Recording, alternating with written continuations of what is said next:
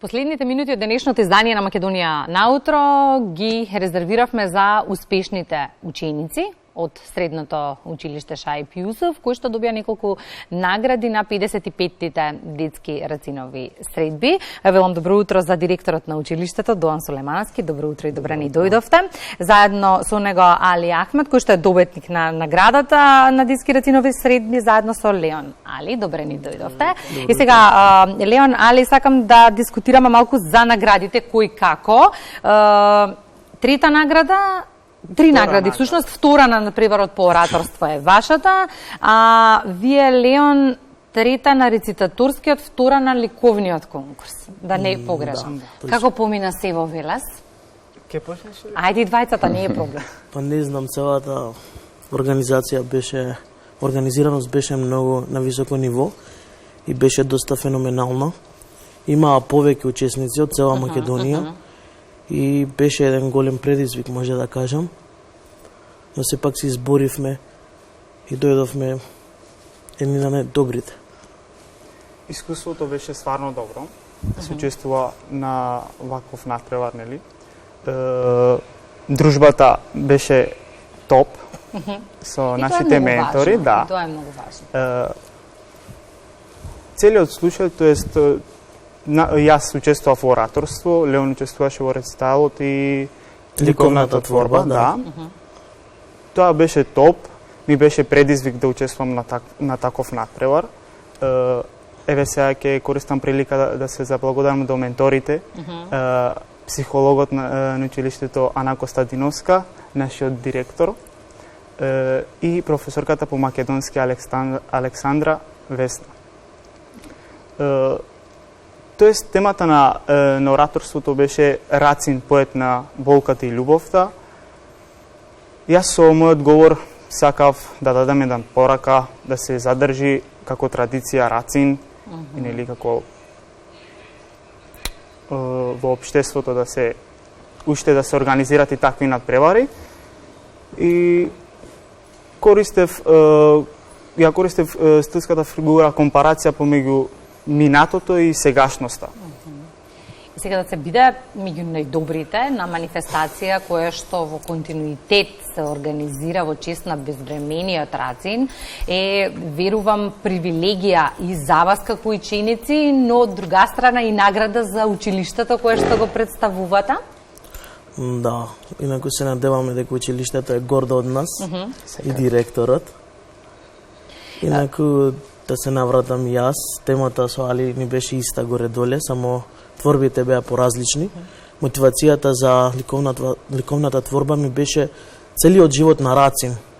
И болката и љубовта да се представи на еден цртеж, тие емоции да се представат, а исто така се знае дека ние сме генерации кои не познаваат тутун и мотики, но сепак со самото читање на тие песни се буди некоја емпатија. И исто да ги поздравам менторите, професорката по ликовна уметност Марија Трпеска и професорката по македонски јазик Весна Александрова.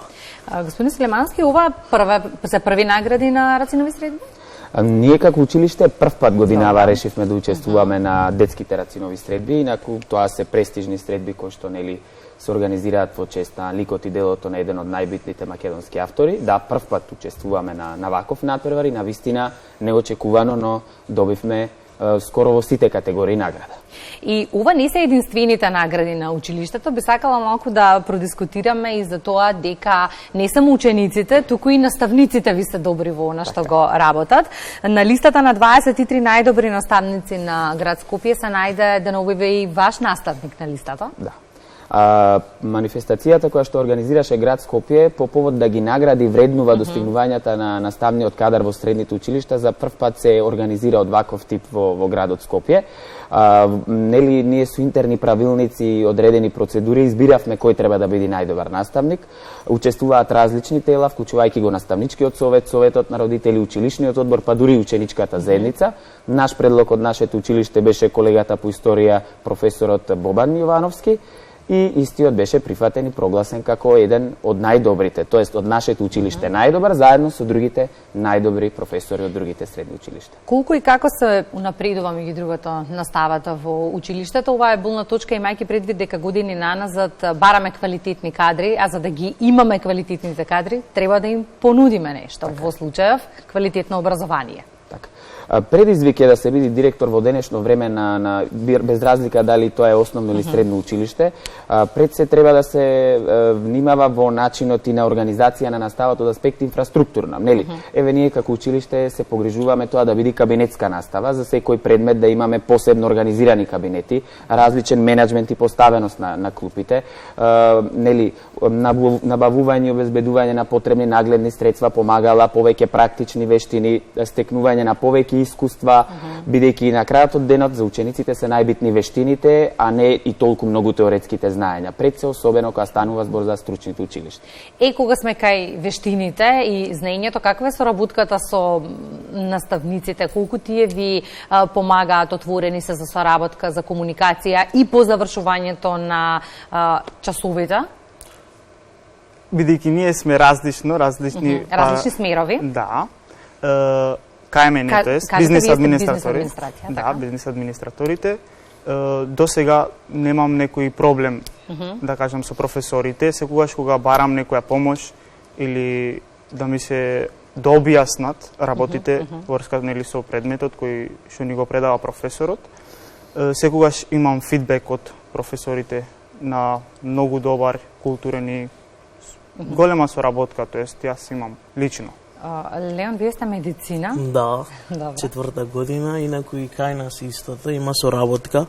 Секогаш се тука да бидат и пријатели, но и на професионален начин, да имаме некоја комуникација. Така да и ние сме окей со професорите, секогаш сакаат да помагаат и плюс да даваат знаење.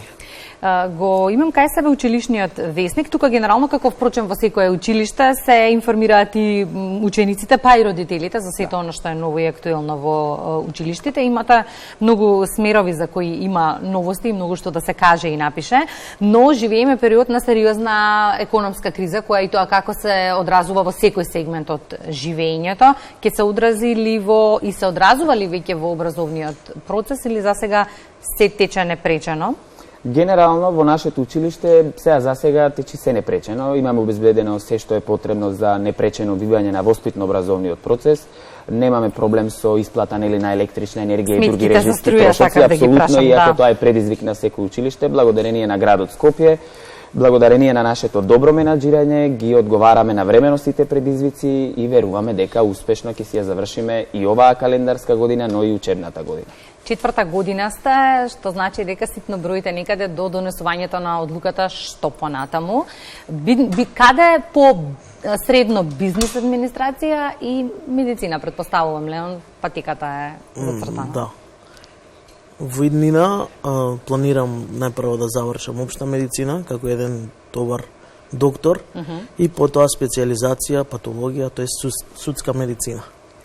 Јас во иднина се гледам како дипломиран правник, адвокат кој ќе им нуди на физичките и правните лица правна помош за нели нивните потреби. И ќе имаме ли од оваа генерација ученици квалитетни кадри кои ќе бидат конкурентни на пазарот на трудот некаде за крај? Верувам, и тоа ни е целта.